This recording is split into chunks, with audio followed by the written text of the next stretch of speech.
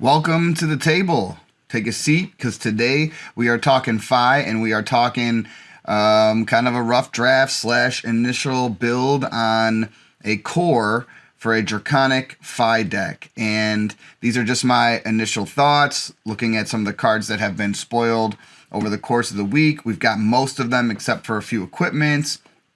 And so in this video, I'm just going to be talking about the cards in the deck, not necessarily the equipment, just his core set of cards that off the top of my head and after looking and reading and thinking about things that I see working well for Fi, the Rising Rebellion. And so I'm kind of going to break it down into two sections. I call it the DNP, the Draconic Ninja package, and then I got a PFP, which is the Phoenix Flame package. And those are going to be our attacks. And then we got the blues. So the DNPs, the PFPs, and then the blues. And then that's going to bring us to like a total of like 54 cards around there for our core. Give or take a few if you wanted to make some adjustments. But let's get right into it. So I think the first card that you're going to need 3 copies of is Spreading Flames. An insane card, costs 1. Draconic attacks you control have a +1, while their base is less than the amount of Draconic chain links you control. Go again. So this card is crazy. If we're all Draconic attacks and we start off with a Spread Flames, this card is giving us so much value. It's 3 damage to the face, and then over time it's buffing your next attacks by 1. Pretty much buffing your next attacks by 1 because you can hit the qualifications to make it be that way based on what's in your hand and getting Phoenix Flames from your graveyard. So Spreading Flames is crazy good. So much value for 1. You're getting essentially like 6 to 7 damage for a 1-costed card. So awesome. You got to have 3 of these in the deck. I'm going to be looking for this card like crazy. Then next, I think you want 3 Engulfing Flame Wave. Now this is the most expensive card in the deck, coming in a cost of 2. But when an Engulfing Flame Wave hits, reveal the top card of your deck. If it's an attack action card with cost less than the number of Draconic chain links you control, banish it. You may play it this turn. Comes with Go Again. So 2 for 5 Go Again is like a Surging Strike, and it has some text that can apply to what we're trying to do. If you start with this and you hit a 0-cost attack off the top, then you can banish it and play it this turn. If you use this as the second attack in your chain link, then you can hit a 1 or 0 off the top, banish it, and play it this turn. So I just like the fact that it's a 2 for 5, comes with Go Again, and has a really awesome on-hit effect that puts a lot of pressure on our opponent to block. And I was just thinking, like, these allies can't be defended. So if you attack a dragon with this, a lot of the dragons have 4, 5, or 6 health. You can attack a dragon with this. You can guarantee you're going to get that on-hit effect, and then check to see if you banish, and then it comes with Go Again. So I think Engulfing Flame Wave is very good. So 3 of those I'd put in. And then next I would do Fi's other rare, Mounting Anger. When Mounting Anger hits, you may banish an attack action card from your hand with cost less than the number of Draconic chain links you control. If you do, it gains +1. You may play it this turn. So instead of going off of the top, you're going to go from your hand, banish it, and it gets +1. You may play it this turn. So similar to the last card, or Engulfing Flame Wave, when you play this, if you play it as the first attack, you can banish a 0 from your hand, giving it a +1. You may play it this turn. So again, they might want to stop this effect. Puts pressure on them to block. Costs 1 less. At worst, it's a 1 for 4 Go Again. So far, the cards that we've gone over, Spreading Flames, Engulfing Flame Wave, and Mounting Anger, all have inherent Go Again built into the card. Spreading Flame costing 1, Mounting Anger costing 1, and then Engulfing Flame Wave costing 2, all coming with Go Again, all being a Draconic Ninja attack to help build our Draconic Ninja chain links. So awesome card. I think you want 3 of these as well. Next up, we want Lava Vein Loyalty. So Lava Vein Loyalty is a 0-cost card. If you control 2 or more Draconic Chain Links, Lava Vein Loyalty has Go Again. It's one of our cards that blocks for 3, which isn't common in a lot of these 5 cards, and attacks for 3. So 0 for 3, and if you're playing this card, you're setting yourself up to play this card. You have played a Draconic Chain Link attack prior to this, and then once you play this, you control 2 or more Draconic Chain Links. Lava Vein Loyalty has Go Again. So we're going to say this 80% of the time is going to have Go Again, probably greater than 80% of the time. So it's a 0 for 3 Go Again. I think you want to run 3 of these in red, and then when we get to the blues, you might see this card down the line as well. Moving on, I think you want to run, what did I have next? One that is not in the gallery, but I do want to talk about it, and so I'll have Chris post-edit the image up there for you, is Ronin Renegade. And so let me pull it up so I can check just to make sure I don't say anything wrong. But Ronin Renegade is a 0-cost Draconic Ninja attack action card for 3 with Go Again at 2 blocks. So it's like Lava Vein Loyalty, but doesn't have a conditional Go Again. Like Lava Vein Loyalties comes with that condition. Ronin Renegade does not. It's just a 0 for 3 Go Again. This would be great to start our combat chain. This is a good way to build those Draconic combat chain links.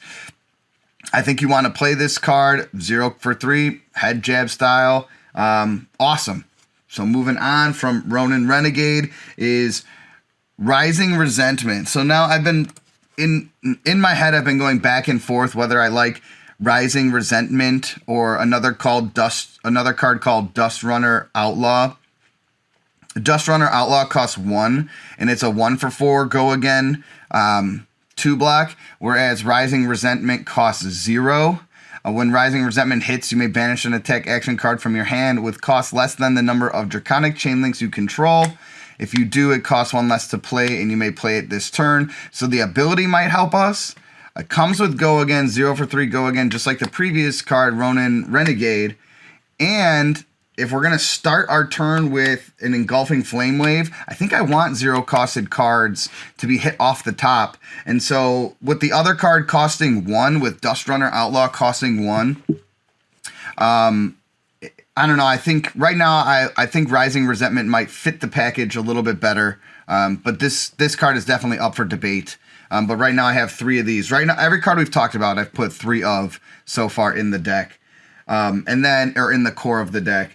And then the next one is not in the card gallery either, but it was spoiled on the box break, and that's Blaze Headlong. It's a 0-cost Draconic action attack. If you've played another red card this turn, Blaze Headlong has Go Again. So it's a 0 for 4 conditional Go Again with if you have played another red card this turn.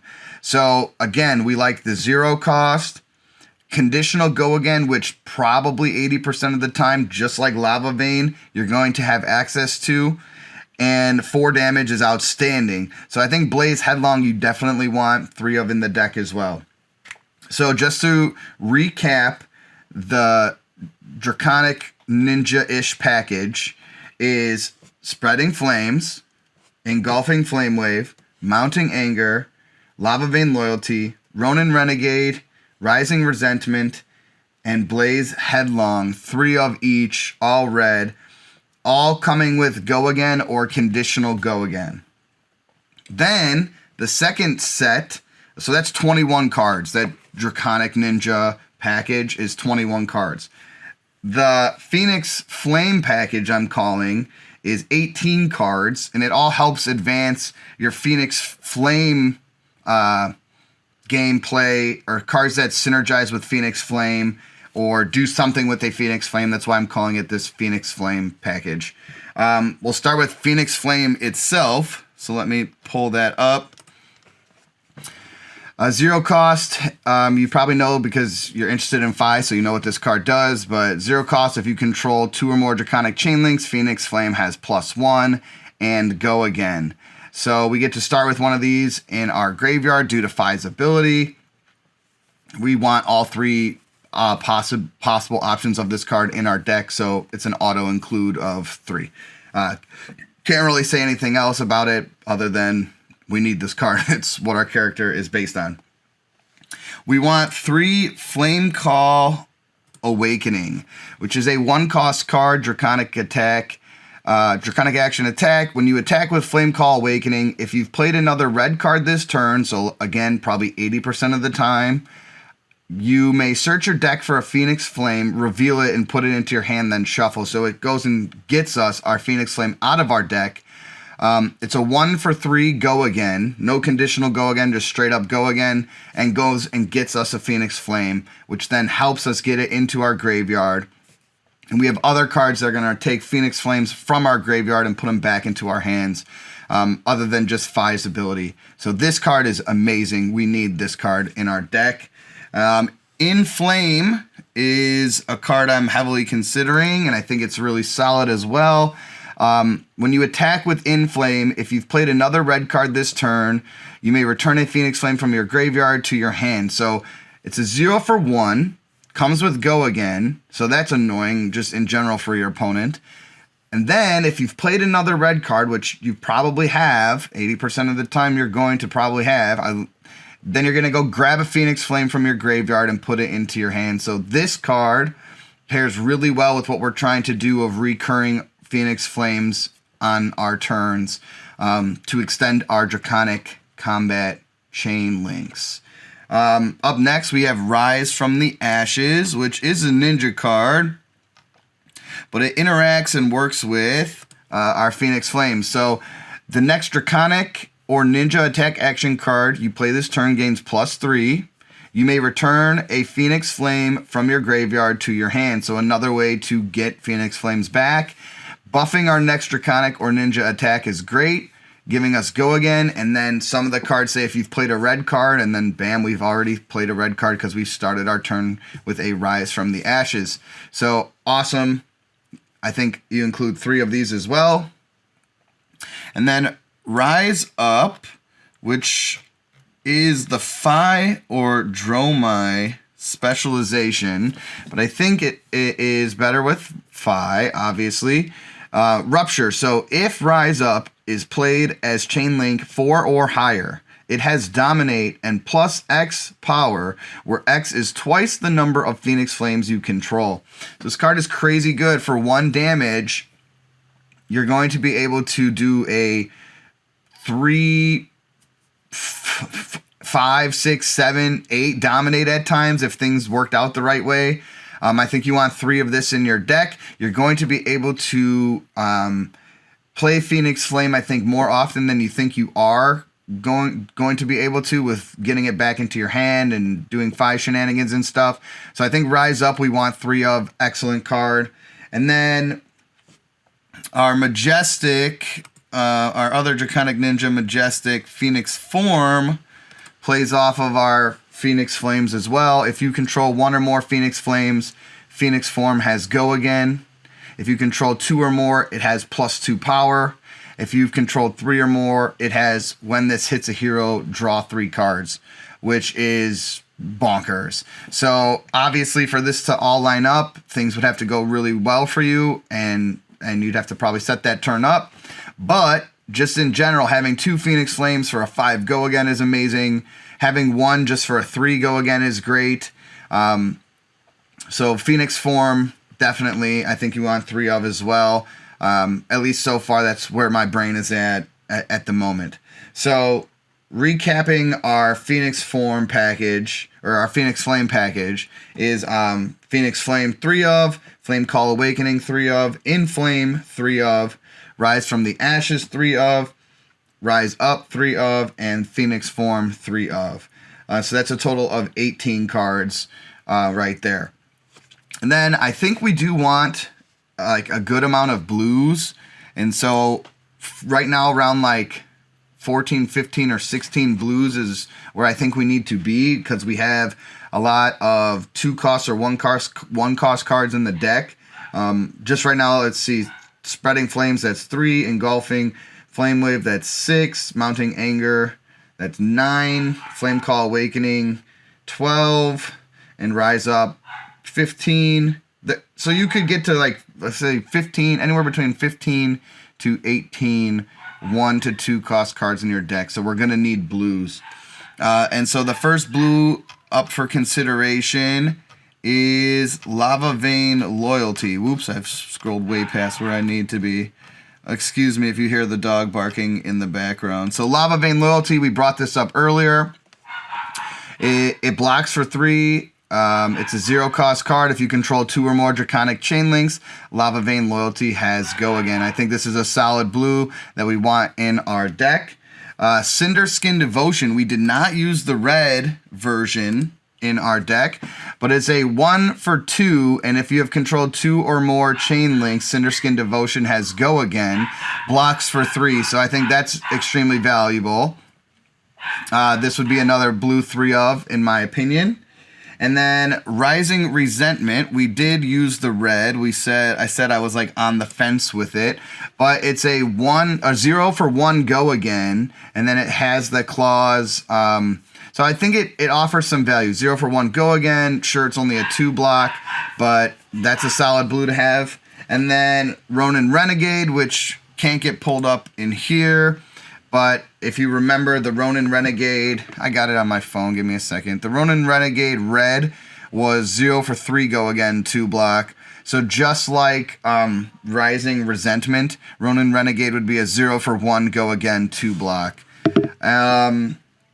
And then Mounting Anger, which is the blue one is a 1 for 2 go again, and then you get the clause of when Mounting Anger hits, you may banish an attack action card from your hand with the cost less than the number of Draconic Chain Links you control if you do against +1 and you may play it this turn. So this offers some upside as a blue as well. So that's 3 Lava Vein Loyalties, 3 Cinder Skin Devotions, 3 Rising Resentment, 3 Ronin Renegade, and 3 Mounting Anger. And that's kind of like my initial like core build for Draconic Phi. I think there's tons of different options that you can take. Again, I'm nowhere near the smartest player, and I'm just kind of brainstorming. So with that being said, with me just thinking off the top and brainstorming how to build a good Draconic Phi list, or at least giving us a core to use and then building upon that core. Give me your thoughts in the comments, cards that you think I may be overlooking. If I didn't mention great cards, it's probably because they would be in the list, but not part of the core. And so right now I'm just building the core of Phi, and then we can always add more cards from there.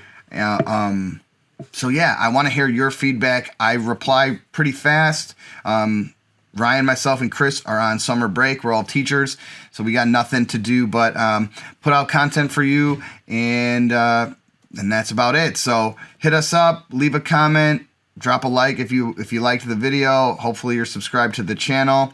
And until next time, this is Jim from the Roundtable of Wraith, and I will see you Lava Bros and Broettes next time.